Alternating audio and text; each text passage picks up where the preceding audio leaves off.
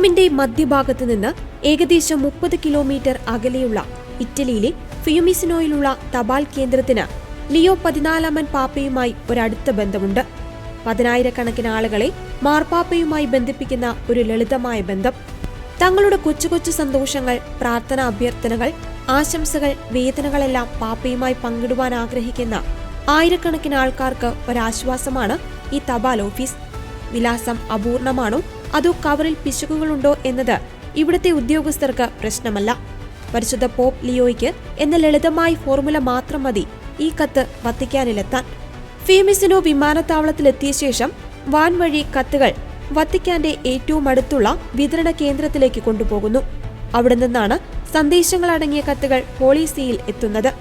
ഓരോ കത്തും കർശനമായ സുരക്ഷാ പരിശോധനകൾക്ക് വിധേയമായ ശേഷം കമ്പ്യൂട്ടറൈസ്ഡ് സിസ്റ്റം ഉപയോഗിച്ച് രേഖപ്പെടുത്തിയ ശേഷമാണ് പാപ്പയുടെ അടുത്തേക്ക് എത്തുക. പുതിയ പാപ്പ തിരഞ്ഞെടുക്കപ്പെട്ടതിന് ശേഷം ലോകമെമ്പാടും നിന്നും നിരവധി ആശംസകളാണ് തപാൽ ഓഫീസിൽ വിമാനമാർഗവും അല്ലാതെയുമായി എത്തുന്നത്.